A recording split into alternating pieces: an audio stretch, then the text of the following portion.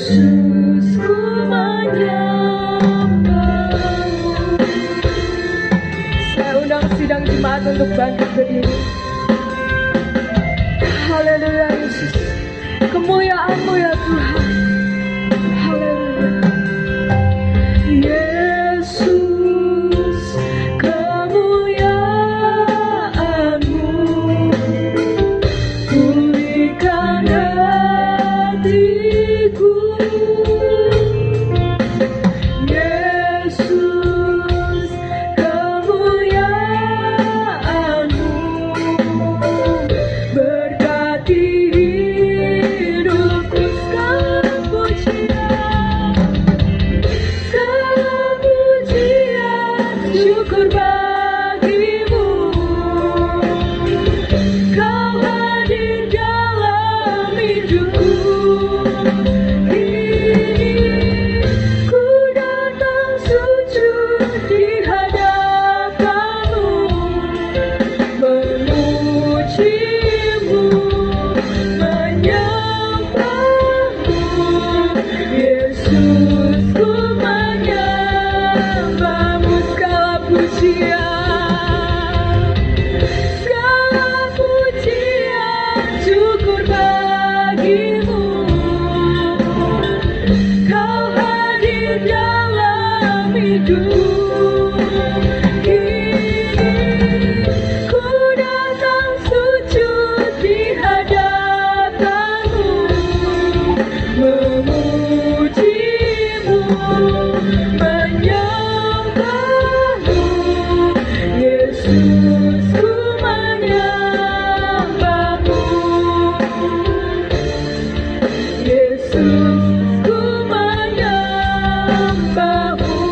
Ku menyembah-Mu. Ku menyembah-Mu.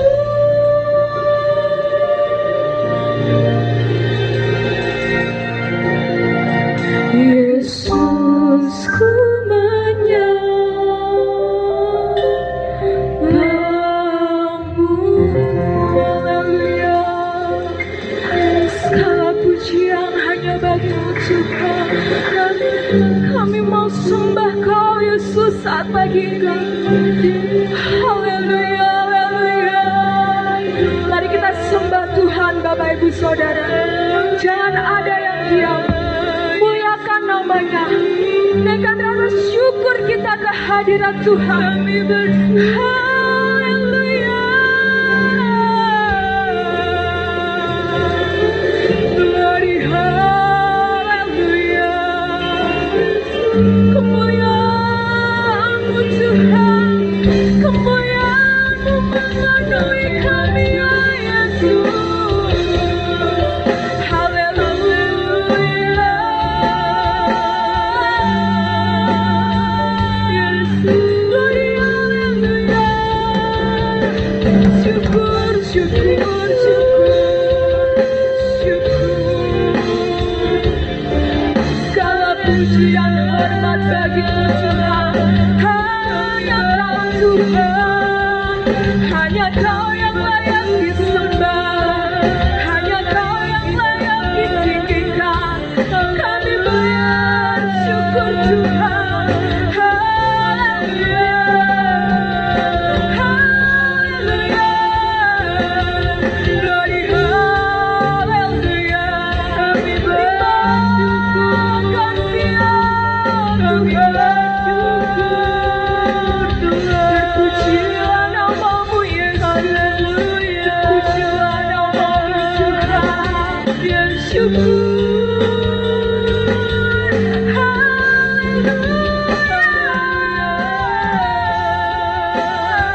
Kami bermulialah nama-Mu Yesus. Kami bersyukur pada-Mu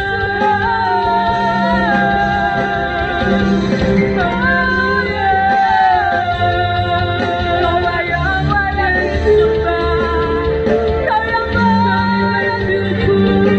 Kami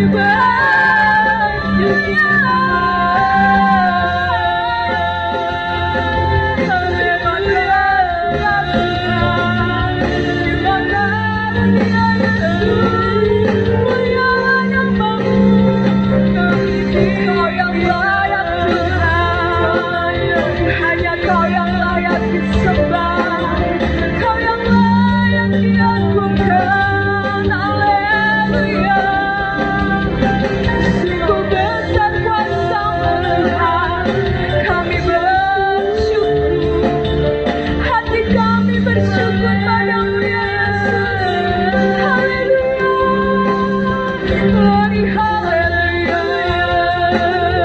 Haleluya. Sembah Dia, sembah Tuhan. Haleluya Yesus. Haleluya.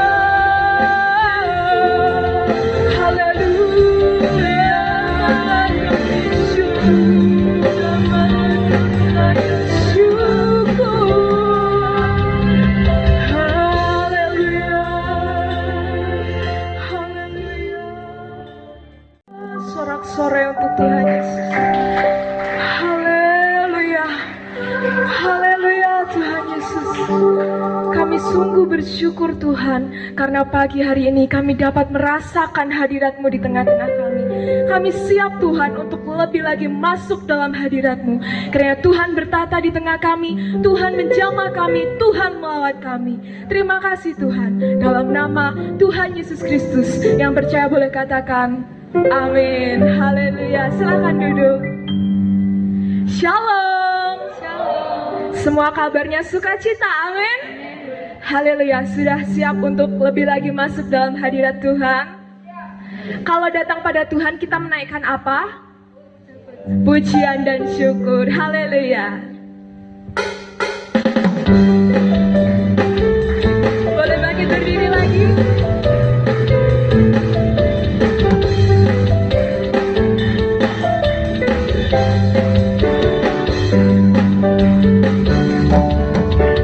Datang pada Tuhan dengan sorak-sorai, sorak-sorai. Datang pada Tuhan dengan nyanyian syukur.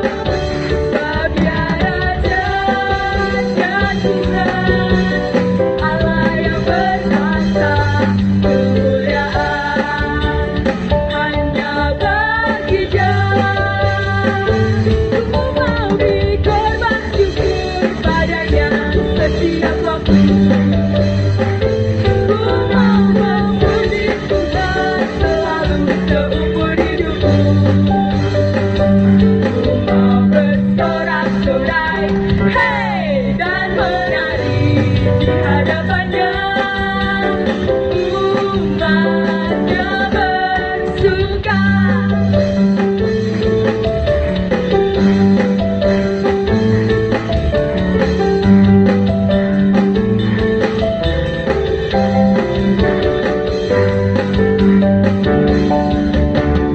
Datang pada Tuhan dengan sorak-sorai, sorak-sorai. Datang pada Tuhan dengan nyanyian syukur. Sebab Dia Raja dan Tuhan, Allah yang berkuasa, kemuliaan hanya bagi Dia. Gunakan syukur kita, memberikan syukur padanya setiap waktu. Ku mau memuji Tuhan selalu seumur hidupku. Ku mau bersorak-sorai, hey, dan menari di hadapannya. Umatnya bersuka. Ku mau beri korban syukur padanya setiap waktu. Ku mau memuji Tuhan selalu seumur hidupku. Ku mau bersorak-sorai, hey, dan menari di hadapannya. Umatnya bersuka, umatnya bersuka. Umatnya bersuka, kita semua bersuka. Kita semua bersuka. Haleluya.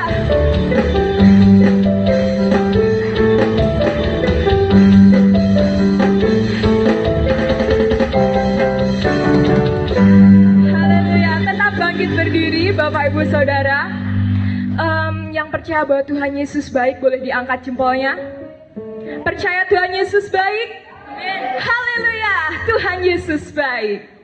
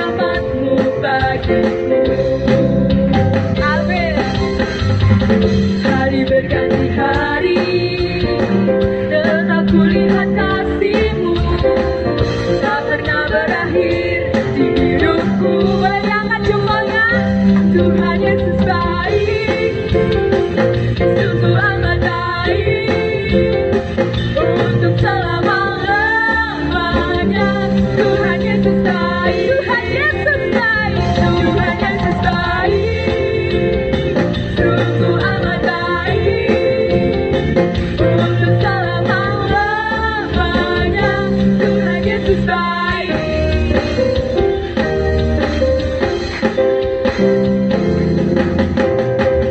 Tiada berkesudahan kasih setiamu Tuhan, selalu baru rahmat-Mu bagiku.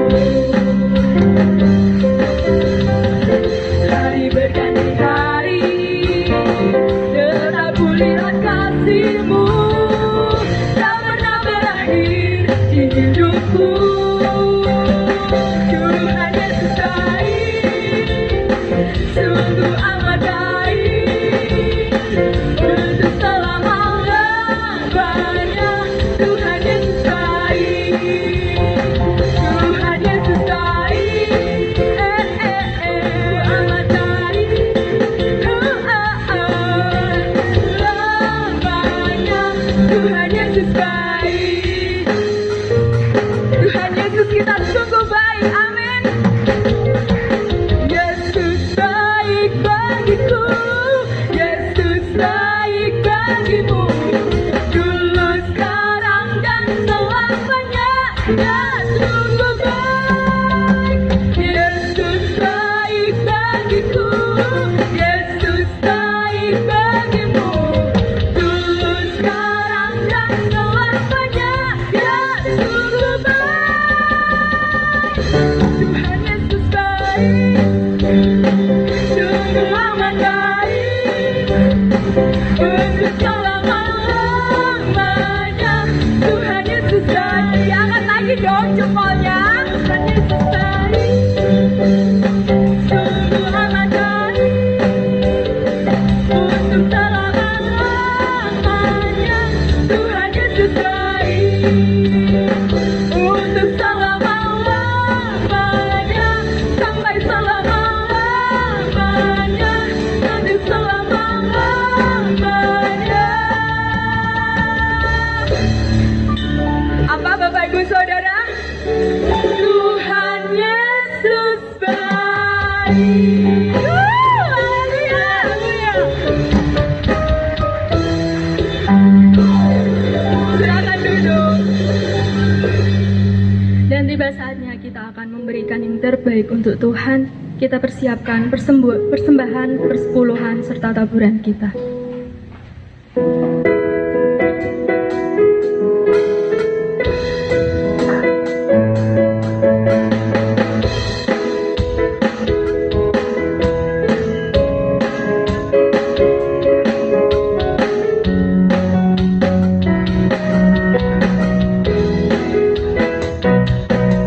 Hidup ini adalah kesempatan, hidup ini untuk melayani Tuhan.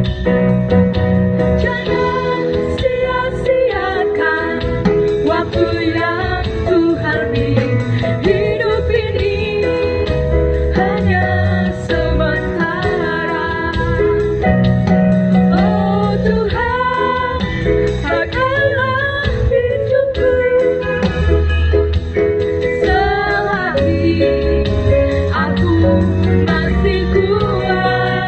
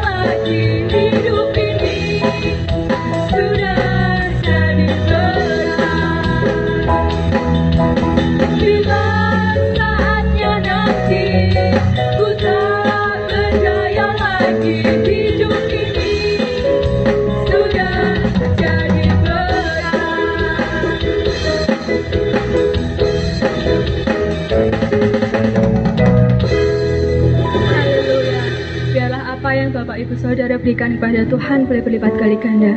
Seperti pujian yang kita nyanyikan tadi, biarlah hidup kita boleh menjadi berkat. Biarlah hidup kita boleh berguna untuk kehidupan kita maupun kehidupan orang lain. Dan tiba saatnya kita akan mendengarkan firman Tuhan. Biarlah kita hanya berharap pada Tuhan. Biarlah kita hanya menyertakan Tuhan dalam setiap kehidupan kita. Apapun beban masalah yang saudara hadapi saat ini, biarlah Tuhan tahu.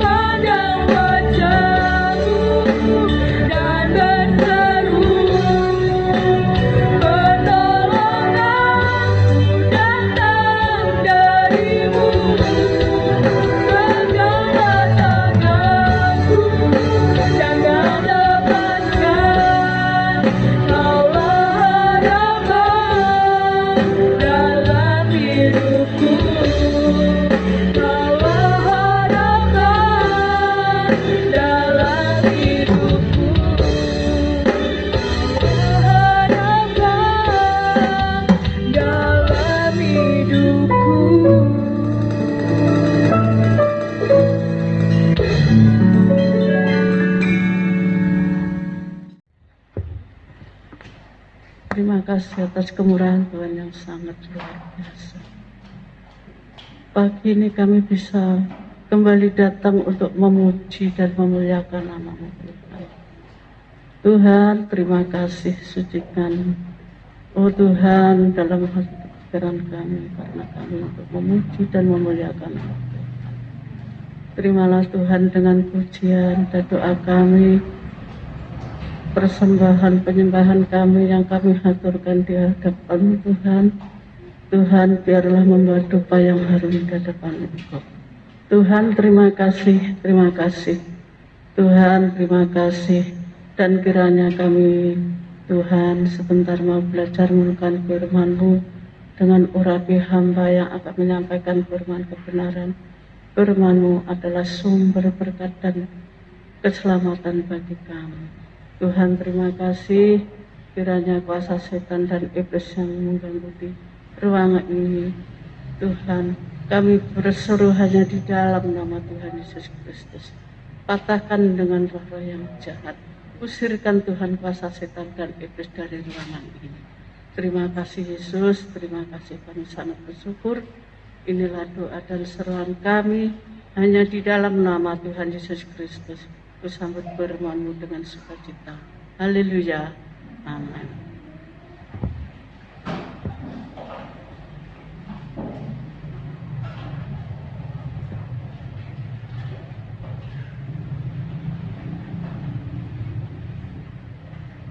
Shalom.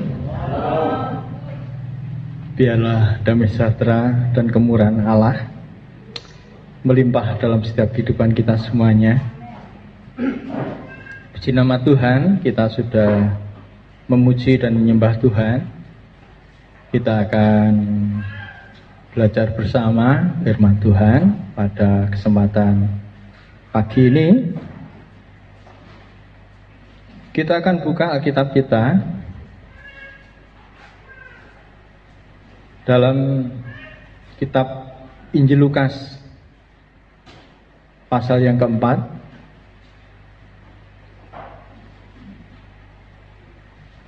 ayat 16 sampai 30.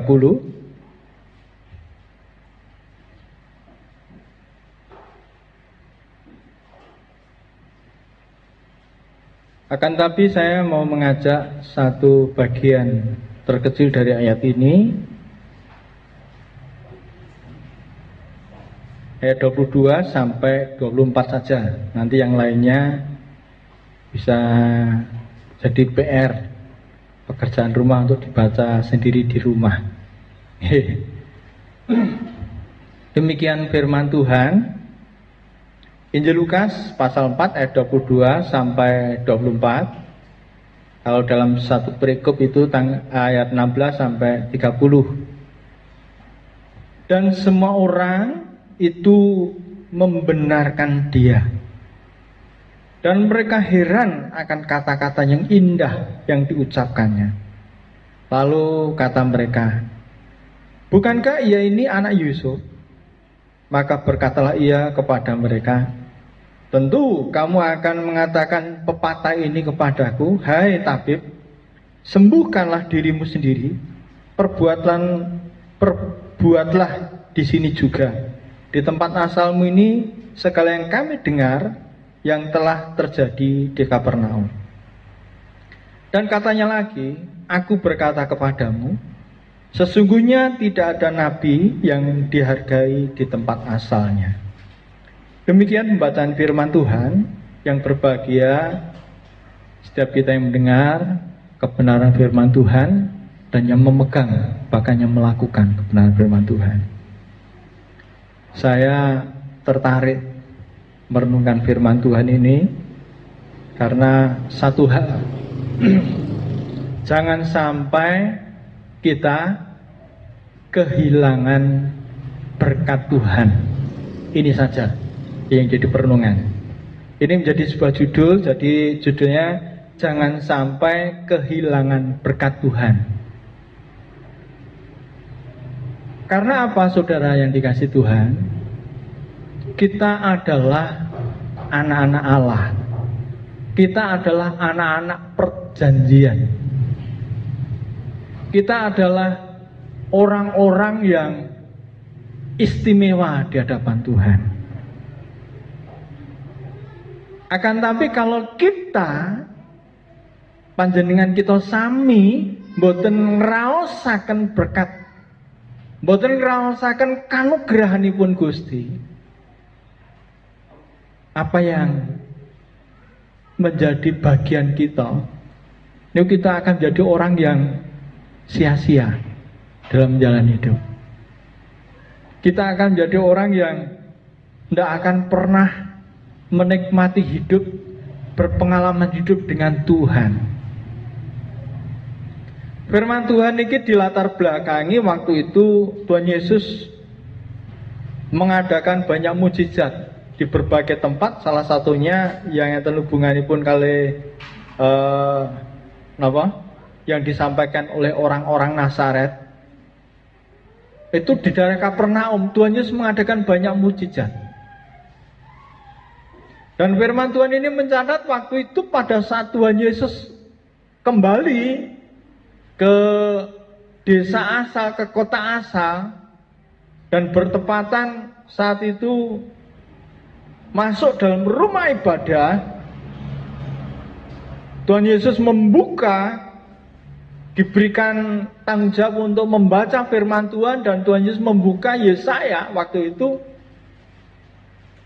ada sebuah nats yang saat itu dibacakan oleh Tuhan Yesus, Roh Tuhan ada padaku, ayat 18. Oleh sebab itu ia telah mengurapi aku untuk menyampaikan kabar baik kepada orang-orang miskin, dan ia telah mengutus aku untuk memberitakan pembebasan kepada orang-orang tawanan dan penglihatan bagi orang-orang buta, untuk membebaskan orang yang tertindas, untuk memberitakan tahun rahmat Tuhan telah datang.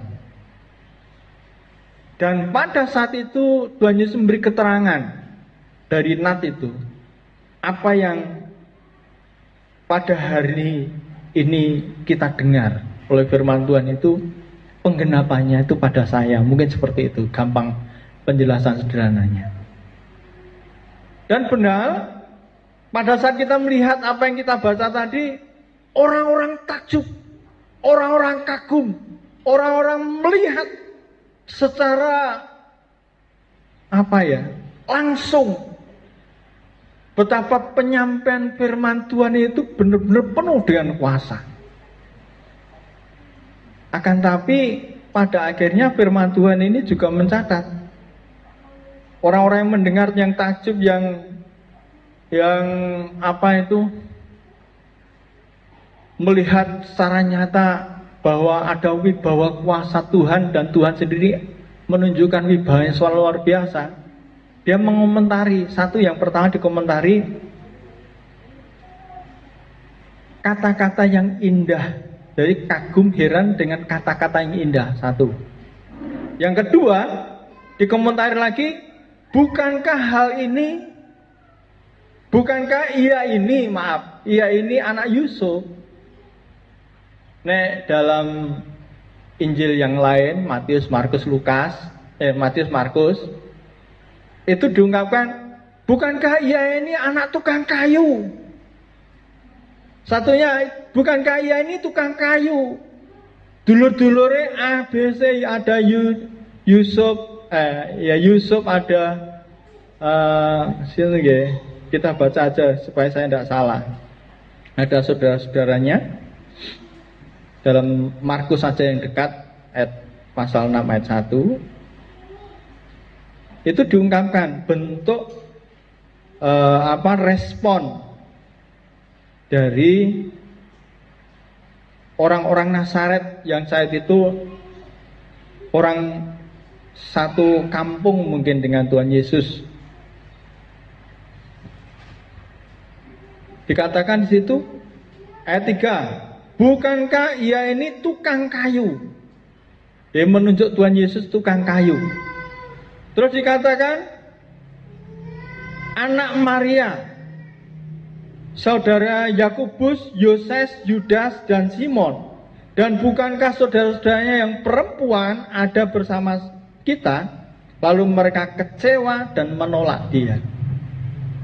Terus derek, Ini menjadi bahan perenungan ing enjang menika, sehingga kalau mendet setunggal judul, jangan sampai kita kehilangan berkat Tuhan. Jangan sampai kita kehilangan berkat Tuhan. Kita badhe ningali ada beberapa hal yang menyebabkan tidak menikmati berkat Tuhan atau pun saged menerima berkat Tuhan. Ada beberapa perkawis yang perlu kita napa niku? Kita renungkan ing enjang menika. Sehingga rika kita wangsul saking panggenan menika semua diberkati Tuhan. Semua menikmati kasih karunia Tuhan. Yang pertama ingkang kula catat niki, firman Tuhan dipandang sebagai kata-kata yang indah saja. Niku wonten Lukas, kita masuk wonten Lukas pasal 4 mau. Dipunjelaken ayat kali kedua dipunjelaken, dan mereka heran akan kata-kata yang indah. Para saudara, ini mboten jauh berbeda pada saat jenengan ningali napa hiburan. Mungkin enten uyon-uyon ngoten. Enten suarane sing nyampleng enak dirasakan. Jelalek gonge niku larase nggih enak. Sing gawe pembawa acara ya mening. Bahasanya halus gitu. Atau mungkin sekedar kita nembe ningali teng ngene HP napa teng ngene TV enten acara lawaan. Pelawak. Wah niku ndamel sukacita yang luar biasa niku. Tapi menapa ingkang kita pahami dari semua itu? Yang kita rasakan bahwa boten membangun iman kita. Mergi uyon-uyon ada petua, ada nasihat, ada rengeng-rengengi. Itu memang menghibur baik pikiran dan hati. Berarti niku penting mboten? Itu penting. Karena orang butuh damai sukacita juga di dalam hati secara jiwane. Wong ngrungokne lawaan, ya ada nasihat di situ. Tapi hal yang harus kita pahami, apa yang kita lihat itu tidak pernah membangun iman. Karena apa? Pada saat kita mengerti itu membangun apa tidak, itu pada saat kita melihat firman Tuhan ini, dasar orang itu bisa membangun iman. Dan orang-orang di Nazaret, tonggo-tonggone Maria ibu Yesus, itu hanya melihat perkara itu. Wah, nek jenengan bar napa? Wonten acara ngoten, wah sukacita. Nggih genggriya memang mungkin masih diingat sehari dua hari. Tapi pada saat jenengan gak ada masalah, jenengan tidak bisa mengatasi dengan sukacita yang pernah jenengan raosne pada saat jenengan mengikuti acara niku. Tapi beda dengan firman Tuhan. Wonten 1 Timotius 2 Timotius 3 ayat 16. Bisa ditayangkan, Pak? 2 Timotius 3 ayat 16. Kenapa firman Tuhan begitu penting bagi kita? Segala tulisan yang diilhamkan Allah memang bermanfaat untuk mengajar, untuk menyatakan kesalahan, untuk memperbaiki kelakuan, dan untuk mendidik orang dalam kebenaran. Niki bagian yang istimewa. Jadi kehidupan orang akan diubah karena firman Tuhan. Sing salah dibenerne, sing susah dihiburkan. Yang sakit disembuhkan, karena wonten Roma pasal 1 ayat 16-17 bahwa Injil itu kekuatan Allah yang menyelamatkan. Sakitipun catat niki Roma 1 ayat 16-17 bahwa Injil itu kekuatan Allah. Sedemikian sebetulnya pada saat orang itu memahami betapa berkat dalam firman itu luar biasa, dia tidak akan kehilangan berkatnya. Amin. Yakin firman Tuhan penting? Harus kita yakini. Dan kita pulang dari tempat ini membawa berkat yang luar biasa karena kebenaran firman Tuhan. Sehingga apa yang kita lakukan tidak sia-sia. Diwangi kita rugi waktu. Kudu tangi isu-isu adem. Sing biasa wungune siang harus bangun pagi. Terus kehilangan bensin, kehilangan tenaga. Jelalekon persembahan persepuluhan dan taburan pisan. Semua menjadi sebuah persembahan yang sia-sia pada saat kita tidak menerima kebenaran firman Tuhan sebagai kebenaran yang memberkati kita. Tapi kita hanya mendengar firman Tuhan sebagai penghibur, penyedap dalam telinga kita. Makanya kreasi napa niku? Hamba Tuhan, pendeta-pendeta, pengkhotbah saat ini, dia menyuguhkan lucon-lucon di dalam khotbah. Terus dia menyuguhkan juga hanya bentuk motivasi. Tapi kula mboten pengen, saudara, menyampaikan dengan bagian-bagian seperti itu kalau di dalamnya tidak ada firman Tuhan yang mampu membangun iman. Niku penting. Sehingga kalau kita pahami bahwa firman Tuhan itu sedemikian penting, kita harus berusaha untuk mendengar dengan baik-baik. Sehingga firman Tuhan katakan, berbahagialah orang yang mendengar, merenungkan itu dan melakukannya. Ini harus ada dalam hidup kita. Sehingga kita punya dasar dalam iman.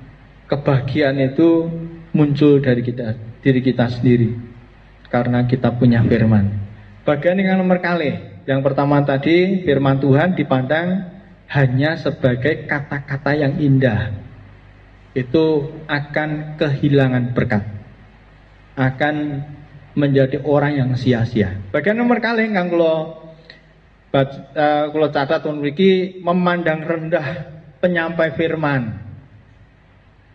Ya, memandang rendah penyampai firman. Kalau mau matur, seharusnya pagi ini yang menyampaikan firman Tuhan Pak San. Benenten variasi satu. Yang kedua, karena Pak San itu penyampaian firmannya itu lebih dalam, lebih kuat. Dan sebetulnya wingi ini pun mulai berapa hari yang lalu atau setelah kebaktian yang lalu, wis siap untuk ijol-ijolan tempat. Kalau teng Duren, Pak San teng mriki, sekaligus mungkin memberkati banyak orang yang lihat YouTube. Tapi karena suatu hal akhirnya, yes Pak Cek tetap neng Notopuro, aku tetap neng Kutuan.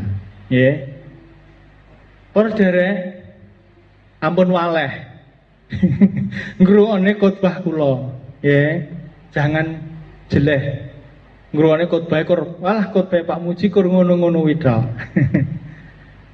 Ini hal penting supados kita akhirnya diberkati Tuhan. Jangan melihat orang yang menyampaikan firman Tuhan. Kalau harus mengaku dosa, kalau sempat ngobrol kali Bude, kali Pak San, kali rombongan ingkang kolomben datang Surabaya karena mengikuti rapat sidang raya istimewa.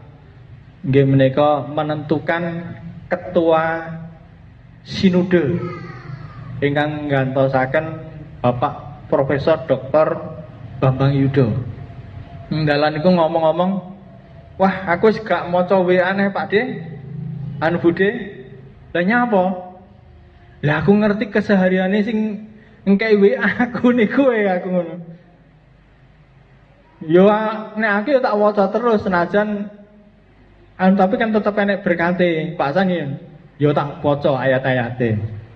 Aku lo mboten langsung lo hapus ngoten. Terus saya harus mengaku dosa di hadapan Tuhan. Karena saya melihat siapa yang menyampaikan firman itu. Akhirnya apa? Ya memang ada sedikit kehampaan tentang firman Tuhan. Tapi harus kita lihat firman Tuhan itu begitu penting, harus kita berusaha untuk mengambil firman Tuhan itu. Siapapun pemberitanya. Kita bika wonten anu nggih, karena ini hubungannya ayat 27 riyen kalau waos kita waos riyen.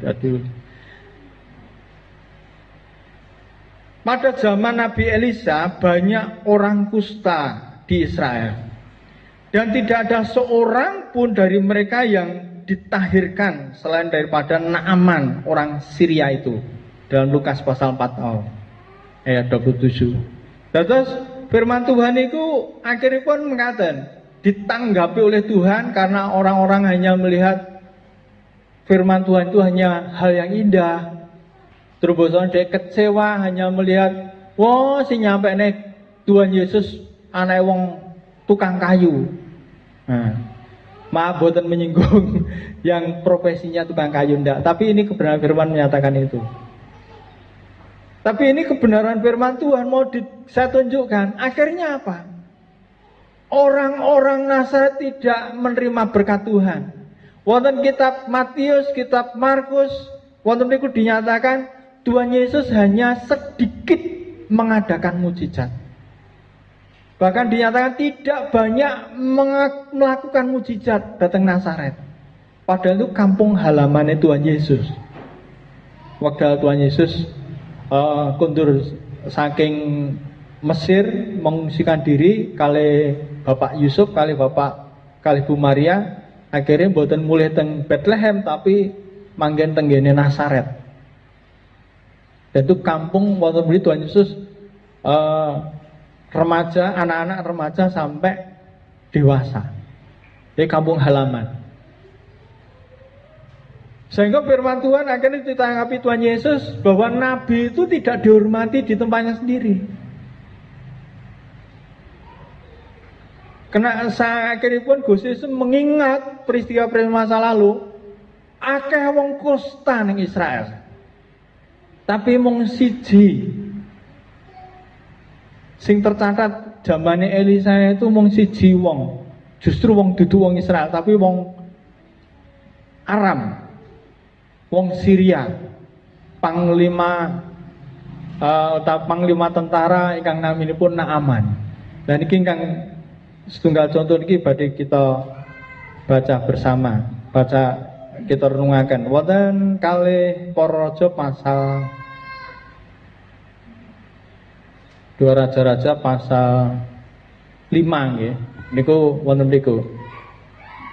Yang menarik perhatian saya yang pertama itu ayat 3. Pasal 5 ayat 3.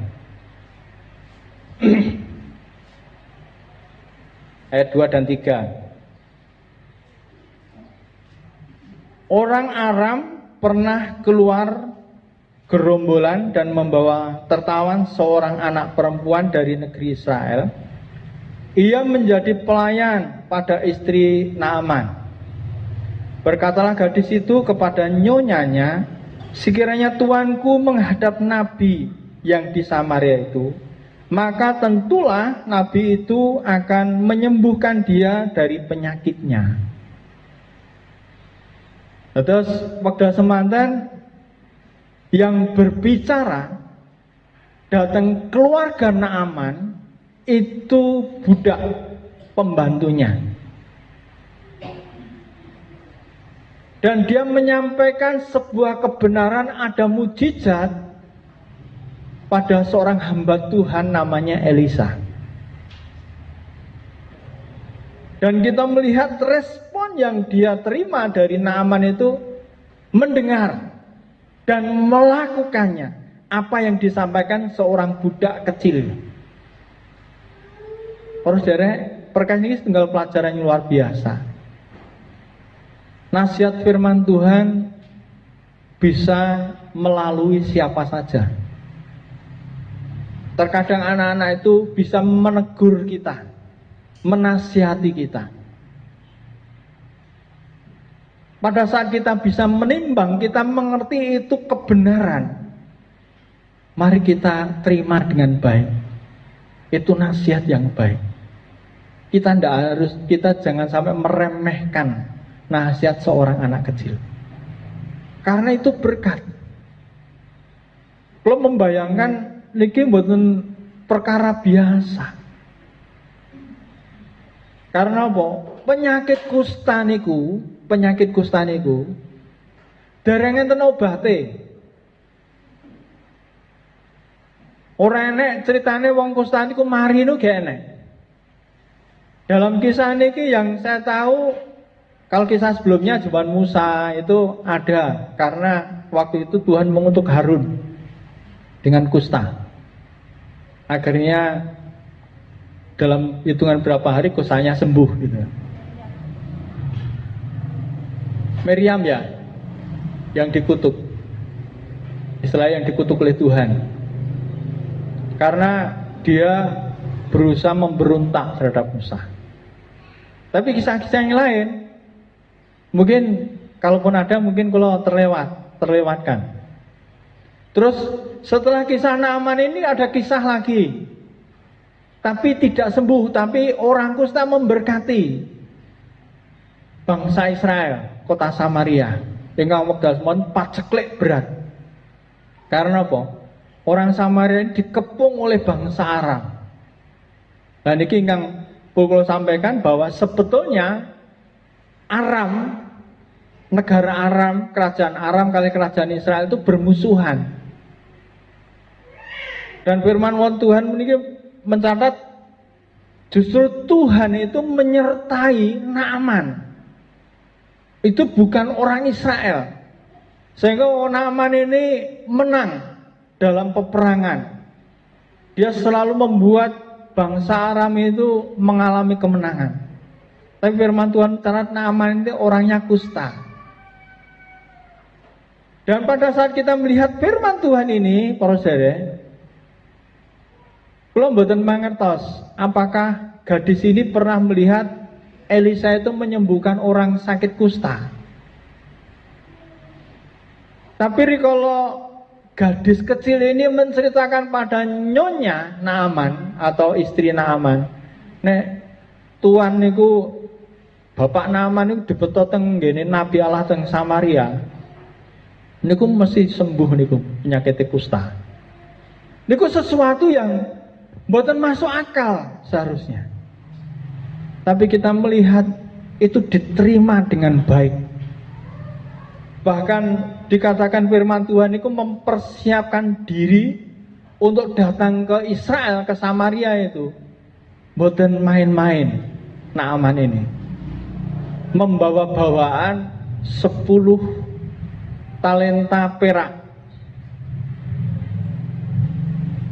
Nggih, diwaca mawon di masalah. Aduh. Kula niku daya ingat kula pun sudah. Lalu pergilah ayat 5. Maka jawab Raja Aram, baik, pergilah dan aku akan mengirim surat kepada Raja Israel. Lalu pergilah Naaman dan membawa sebagai persembahan 10 talenta perak, 6.000 sikal emas, 10 potong pakaian. Niki sempat kula hitung, dia begini kula hitung, kula ora-ora. Nek sing 10 talenta perak itu nilai 1 talenta itu sama dengan pinten wow. Pun kok catat. Nggih niki. 1 talenta itu sama dengan 6.000 dinar. 1 dinar niku 1 hari orang bekerja. Nek dihitung 10 kali 6.000 sama dengan 60.000 dikalikan 100.000. 100.000 sing sakniki. Niku berarti 6 miliar. Ya rek, sakniki badhe mbayari wong kerja niku 150 napa 200. Tapi nek 100.000 saja itu sudah 6 miliar. Itu 1 bagian. Ini nomor kali ingat lo ore-ore ugi nggih menika 6.000 sikal emas. Niku nek ditimbang bobote 11,4 gram. Niku nek dikalikan 69.600 gram emas. Nek sak grame pinten? Sing paling murah 500. Saniki nek enten 350 mungkin ya tapi digawe 500 atau mungkin 1 juta aja ben gampang ngitung.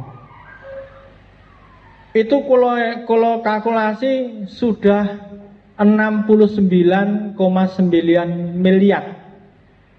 Oh berarti harga kesehatan itu mahal waktu itu ya. Belum pakaiannya. Jadi di total bisa sampai 100 miliar mungkin karena harus perjalanan, harus apa dan sebagainya.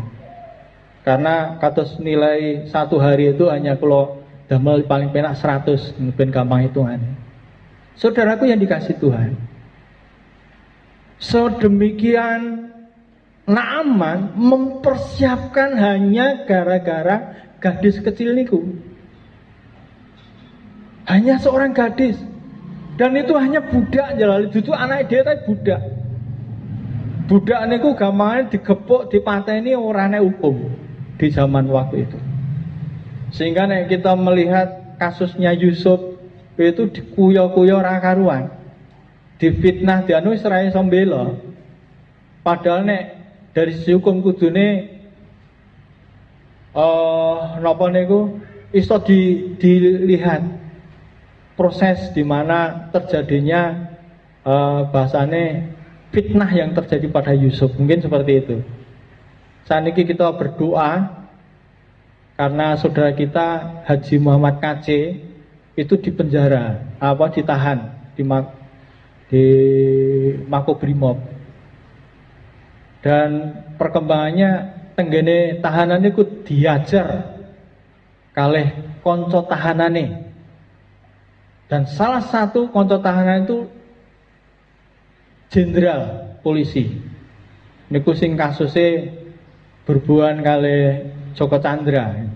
Niku pun rame tenggene medsos. Wah, akhir geger. Mboten namung Indonesia tapi dunia karena sing nyarit namanya Paul Zhang niku wis kelasnya dunia. Terobosane kali wartawan dunia ampun.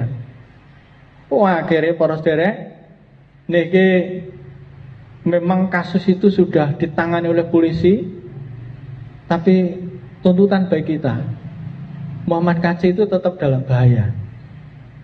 Karena apa?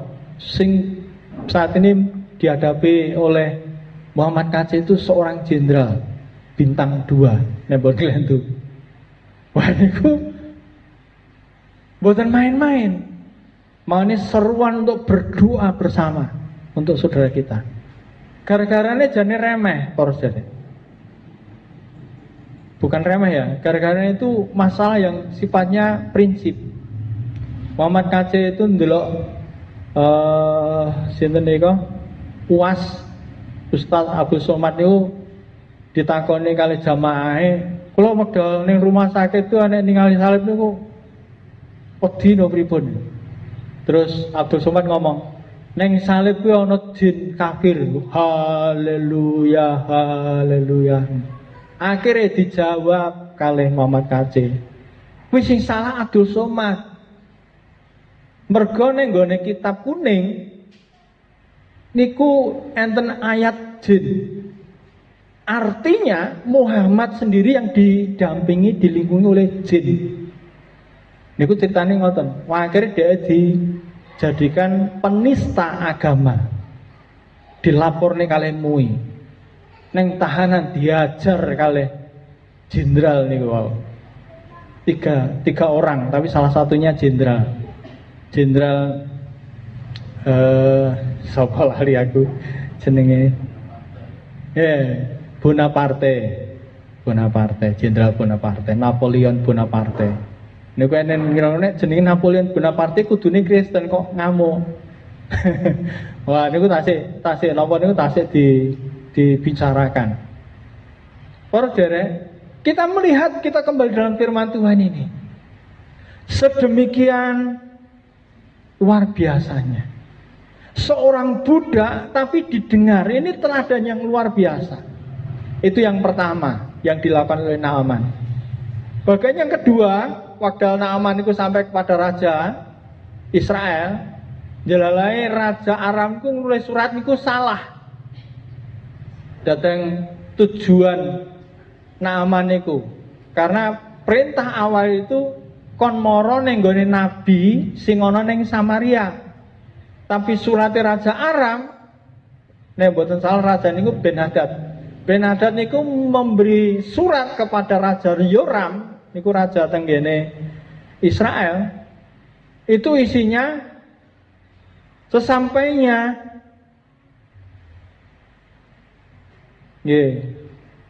ayat 6 ben mboten salah karena firman Tuhan jangan sampai salah. Ia menyampaikan surat itu kepada raja Israel yang berbunyi, sesampainya surat ini kepadamu, maklumkanlah kiranya bahwa aku menyuruh kepadamu Naaman pegawaiku supaya engkau menyembuhkan dia dari penyakit kustanya. Dan ini salah. Kudune moro tenggene nabi teng Samaria, morone tenggene raja Aram Yoram. Dari sisi pelaksanaan itu bisa salah. Tapi sisi lain dalam kehendak Allah itu teguran bagi bangsa Israel. Karena apa waktu raja niku wis mulai emosi, klambine di jubahnya atau pakaiannya dirobek, nabi itu ngomong utusan. Terus ngomong tenggene raja Israel nih wow. Ayat 8.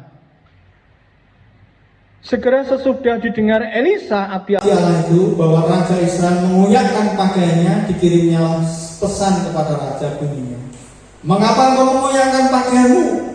Biar ia datang kepadaku supaya ia tahu bahwa ada seorang nabi di Israel. Ini karena apa? Disampaikan bahwa di Israel jangan nabi, tapi raja itu tidak menghargai. Raja itu justru memilih bentuk penyembahan lain. Karena raja itu masih keturunan Ahab. Dan Ahab itu waktu itu pernah bertanding kali Elia. Ahab itu bolone 450 Nabi Baal. Elia diri. Peristiwa itu sebetulnya mengingatkan juga pada itu orang bahwa di Israel itu gak main-main, ada Allah yang luar biasa, ada hamba Tuhan yang luar biasa. Itu sebenarnya peringatan pada Israel. Itu yang gila, akhirnya kesalahan bisa menjadi sebuah teguran. Makanya mungkin kita pahami dengan dalam masalah bisa terjadi itu sebagai sarana Tuhan untuk berbicara dengan kita dan dengan kita. Ya, kalau kita belajar, kalau Rabu kepenger, karena saya yakin temanya sama, ayatnya sama, bahwa pencobaan itu dalam sisi Allah itu mendatangkan kebaikan. Kita memiliki sebuah kualitas hidup yang luar biasa. Benar betul, bukan kabar.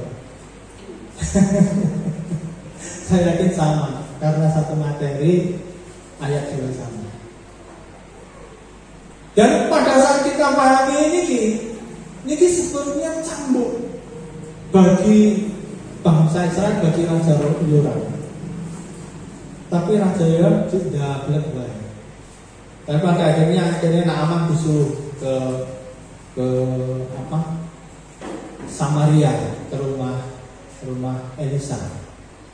Kisahnya waktu di tengah ngajar, Elisa menyuruh Gehazi, kandhanono Naaman kuwi kon sululup nang gone kali Yarden 7 kali. Jadi ora ditemoni. Lho kenapa kok saking ngoten? Ada sebuah hukum di hukum Taurat. Penyakit kusta itu orang itu awor. Orang kena sakit kusta itu kayak itu awor. Kalau wong sing sehat atau orang Israel yang sehat itu dinyatakan najis sehingga mboten temoni. Lah nek wong Arab kali pegang nama kali pegang gawe, lha itu dudu wong Israel. Go ngerti hukum itu. Sehingga waktu itu Elisa hanya menyuruh saja. Dan menyuruhnya mungkin wonge namane karo kok dibengoi mungkin kali Gehazi. Wes jangan joso kali kono ping 7 ora mari. Pada akhirnya Naaman kecewa. Karo mundel. Lho tak kira iki nabine teko terus tak nyuwun Gusti ku tangan diantong-antongne. Lha kok ora jujur ngono proyek apik ning gone negara kono. Kanek kolam renang ngene kewane sing apik-apik. Mungkin seperti itu nek kita bayangkan. Tapi kita lihat ayat 13.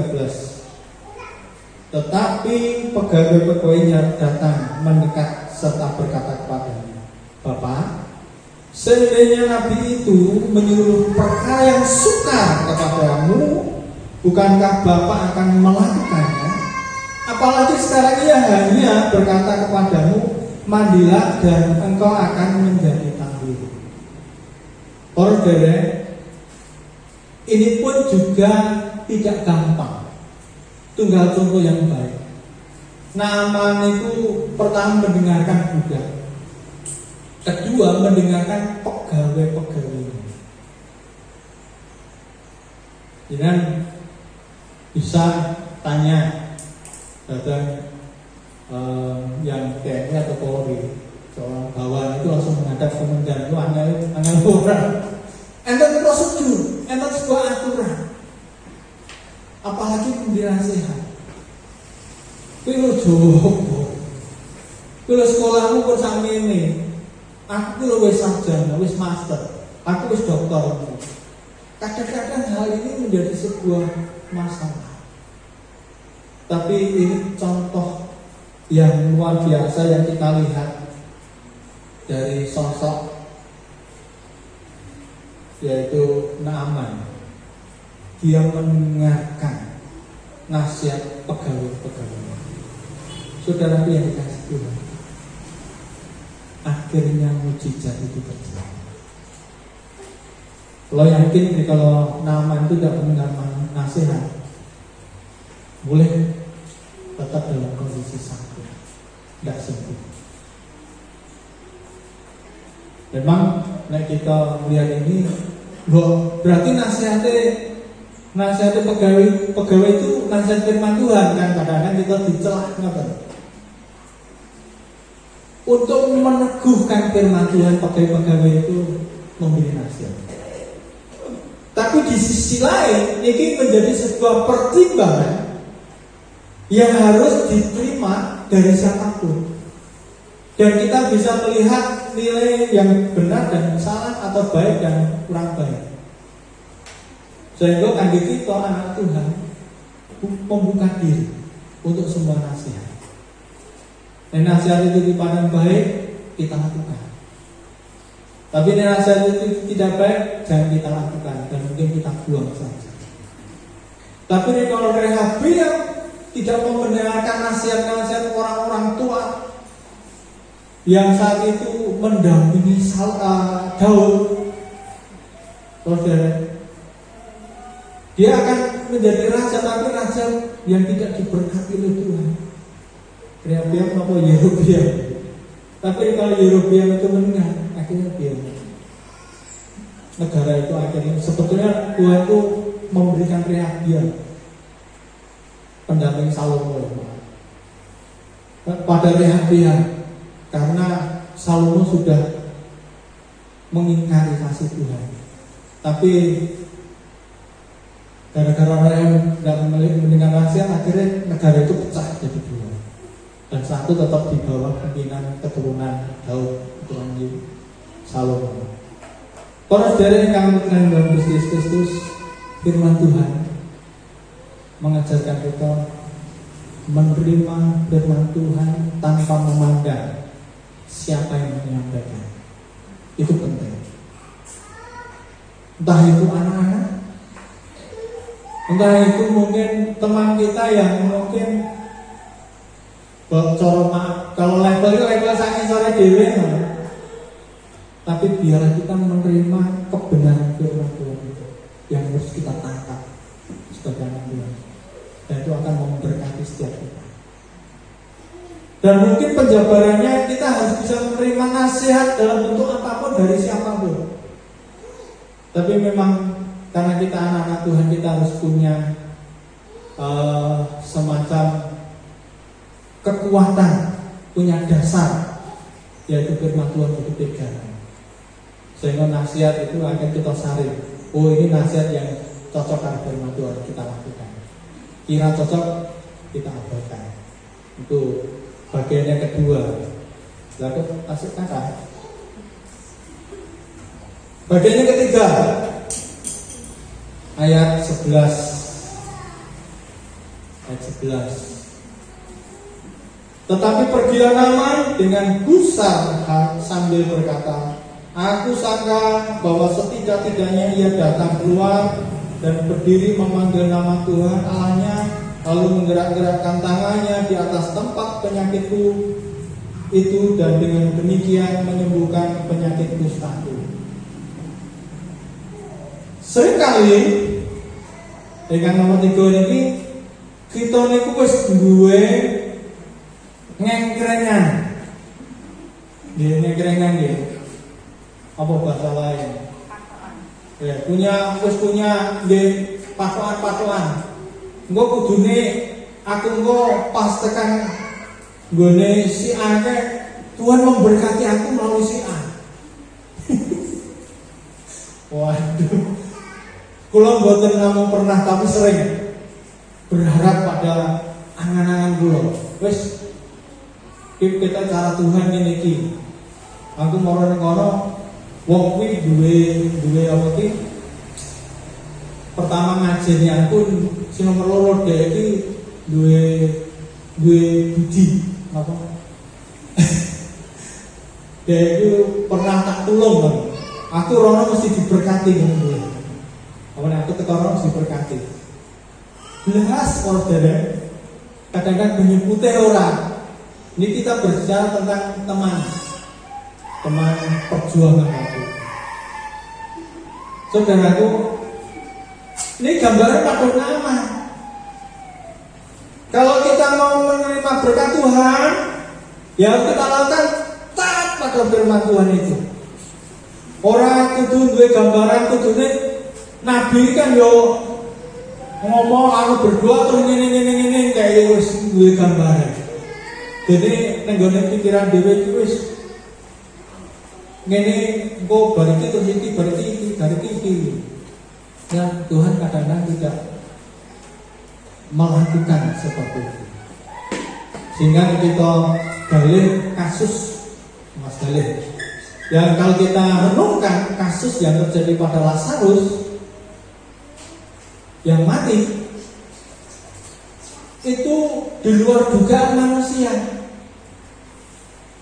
Marta kali Maria dulu ini, asal Tuhan Yesus ada di sini, saudara Lazarus tidak mati. Itu benar. Karena apa? Di mana ada penyakit, di situ ada Tuhan Yesus sembuh. Itu yang dia tahu. Tapi nek berbicara wis petang dino mati, apa bisa hidup? Itu tidak masuk akal. Kudune jenengan pas loro kae ora pas nanti iki kan ngoten to. Sampai Tuhan Yesus duka kali atau marah. Mungkin lari kalau duka orang ngerti. Marah pada Maria. Pada Marta. Percaya saja, akulah kebangkitan dan hidup. Karena Tuhan saat itu berbicara, aku juga bisa menghidupkan orang mati. Apa yang dibutuhkan saat itu percaya, iman yang kuat, sehingga mujizat itu terjadi sangat luar biasa. Ini yang kita pegang sebagai anak Tuhan. Akhirnya dosa mengerti seneng ini karo Butati, karo Pak Sang, karo Pak Muji. Jangan kecewa, jangan akan tidak berubah. Tapi kalau jangan nampak, wah, bahwa firman Tuhan itu kita pegang menjadi dasar iman. Ini orang-orang dunia tapi ini suatu. Karena dalam 1 Timotius pasal kita itu ibadah itu mengandung janji, dan nilai ibadah itu termasuk pujian, firman, persembahan, persepuluhan, taburan, semua yang melakukan dalam ibadah itu mengandung janji hidup sekarang juga hidup nanti. Nek jenengan melakukan itu dengan benar, kebenaran firman Tuhan akan memberkati jenengan saat ini, juga memberkati nanti sampai zaman kekal surga yang mulia. Amin. Ini yang harus kita tahu. Pada akhirnya waktu firman Tuhan ini, kalau maupun melakukan, kalau Naaman itu menjadi kecewa, dia tetap sakit. Dan ini sering terjadi pada kita karena kita tidak bisa menerima firman Tuhan. Gelo kalau pengkhotbah, kalau pendetanya kecewa, tidak akan menerima berkat Tuhan. Dan bodoh ora gelo kalau pendetanya maksudnya. Dan tetap hormat, mulai hormat terus mboten. Saya demi Tuhan tidak mencari hormat. Kalau mendapat hormat itu karena kasih karena Tuhan, teman-teman. Ibu Gembala juga menyatakan yang sama, kalau yakin. Sehingga datang pulau sebagai hamba Tuhan dan semua hamba Tuhan yang penyampai firman, nek sampai ngelone jenengan, terima itu dengan ucapan syukur. Jangan kecewa. Jadikan koreksi. Karena firman Tuhan itu yang dandani. Karena Tuhan mengendaki setiap kita itu sempurna seperti Bapa juga sempurna. Kalau kita mengatakan firman Tuhan pagi ini, jangan sampai kita kehilangan berkat. Caranya bagaimana? Terima firman Tuhan secara benar. Jangan hanya sekedar hiburan.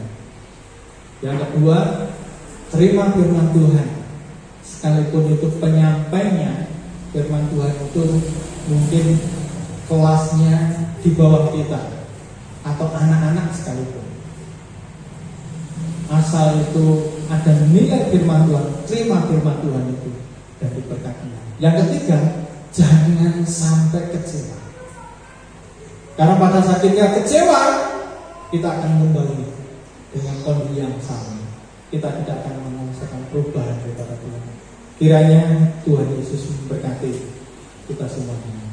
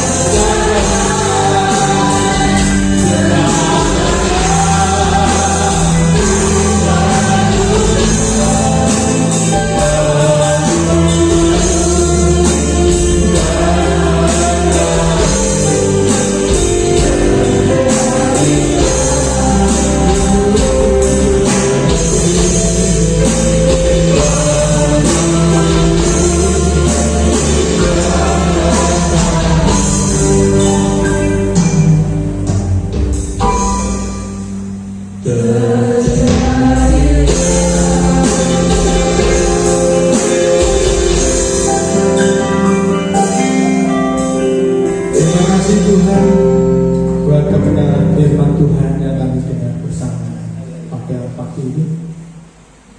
Kami percaya melalui kebenaran firman Tuhan pagi ini, setiap kami yang datang diberkati oleh Tuhan, karena kami menghargai kebenaran firman Tuhan dengan sungguh-sungguh dan keluar dari hati kami. Karena firman Tuhan itu mampu menjadi dasar iman kami yang kuat, sehingga kami sanggup melakukan perkara-perkara yang Engkau kehendaki, dan kami hidup dalam berkat dan mujizat Tuhan. Berkati setiap kami yang datang pada pagi ini, bahwa menilai satu persatu sesuai dengan kerinduan harapan pergumulan kami, sehingga setiap kami dipuaskan dengan kebenaran firman Tuhan, pulang dengan sukacita dan diberkati dalam setiap perjalanan kita. Terima kasih Tuhan, terima kasih memberkati juga saudara kami yang terlibat pelayanan pada pagi ini, baik pemimpin pujian, pemain musik, juga yang melayani di bidang yang lain, mengoperasikan multimedia sound system. Tuhan berkati semua dengan kasih karunia. Kami juga percaya Kau memberkati terus pekerjaan gereja-Mu tempat ini. Kau akan pakai Ibu Gembala kami, Kau akan pakai Pak San, hamba Tuhan yang Kau percayakan untuk mengelola pekerjaan Tuhan tempat ini. Biar hikmat kuasa wibawa Tuhan, kekuatan kesehatan terus dimiliki, sehingga tetap berkarya untuk kemuliaan bagi nama Tuhan. Diberkati apapun yang kerinduan harapan program Tuhan, bahkan dalam kehidupan pribadi keluarga, dalam usaha kerja pelayanan. Tuhan berkati, karena campur tangan Tuhan terhadap hamba-hamba Tuhan. Demikian kami yang mendukung pelayanan beliau dengan kebisaan kami dalam melayani Tuhan, baik pelayanan di cabang, di persekutuan, pelayanan diakonia. Tuhan berkati semuanya tanpa kecuali. Kami terus akan menikmati kasih karunia Tuhan yang luar biasa. Kami akan terus berkarya, kami akan terus membuat hati Tuhan senang. Terima kasih Tuhan, terima kasih. Berkati ibadah yang sedang berjalan di Duren Kutuan. Berkati hamba-hamba Tuhan yang melayani Tuhan, hamba-Mu yang menyampaikan kebenaran firman Tuhan. Kau berkati dengan kuasa kasih. Setiap yang melayani Tuhan, baik pemimpin pujian, singer, pemain musik, Tuhan berkati dengan kasih karunia Tuhan. Demikian apapun yang telah dipersembahkan kepada-Mu oleh setiap kami yang datang, baik pujian, penyembahan, persembahan kami, taburan perpuluhan kami, biar semua menyenangkan hati Tuhan, dan Tuhan kembali memberkati setiap kami. Terima kasih Tuhan, terima kasih. Sekali lagi biarlah Tuhan melawat anak Tuhan dimanapun berada. Kasih Tuhan dirasakan. Kami terus berdoa untuk saudara kami yang tidak bisa datang. Kami teringat untuk saudara kami Pusarika, Tuhan yang tidak bisa datang karena masih sakit. Tuhan, kami mohon belas kasihan Tuhan, Engkau menyatakan mujizat kuasa-Mu sehingga perlu pertolongan, boleh sembuh. Dalam nama Tuhan Yesus Kristus, Pusarika dijamah, disembuhkan, dipulihkan. Terima kasih Tuhan, terima kasih. Saudara kami yang lain Tuhan, kami terus berdoa menyelamatkan diri. Tuhan, Engkau juga pulihkan keadaan Tuhan, kesehatan yang dipulihkan, kenormalan pertumbuhan jasmani rohani dipulihkan, menjadi anak yang mampu, menjadi sarana untuk kemuliaan nama Tuhan di keluarga, di lingkungan di mana anakmu ini Kau tetapkan ada. Terima kasih Tuhan. Demikian saudara kami melayani Tuhan, nyatakan mujizat kuasa-Mu. Kami tidak menyebutkan satu persatu, tapi kami berdoa saudara kami yang saat ini tidak bisa datang. Tuhan bersama hati, supaya berkesempatan menikmati hadirat Tuhan bersama-sama kami di lain kesempatan. Terima kasih. Dan berdoa untuk kegiatan-kegiatan yang kami adakan, bagi ada tengah minggu, ada ibadah cabang, ada doa puasa. Tuhan berkati semuanya. Biarlah kebaikan Tuhan terus kami rasakan. Yang berdoa untuk program-program gereja. Tuhan juga berkati. Dan berdoa untuk aksi sosial yang terus kami lakukan melalui jimpitan, Tuhan berkati.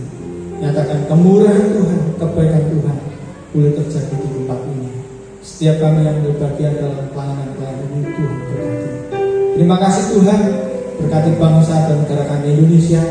Tuhan tolong supaya bangsa tetap dalam keamanan, ketentraman, dilalukan segala gangguan pandemi, sehingga kami boleh bebas untuk menikmati kebersamaan dalam ibadah. Berkati pemimpin bangsa kami, pemerintah pusat, presiden, wakil presiden, menteri dan seluruh jajaran, dan berkati kemudian pemerintah tingkat provinsi, kabupaten kota, desa. Tuhan berkati, RT RW, Tuhan berkati. Semua dipenuhi dengan kasih karunia Tuhan untuk mengelola bangsa dengan takut akan Tuhan, sehingga damai, keadilan, kesejahteraan, pemerataan terjadi dimanapun berada. Terima kasih Tuhan, terima kasih yang berdoa untuk negara, gereja-gereja di seluruh negeri Indonesia.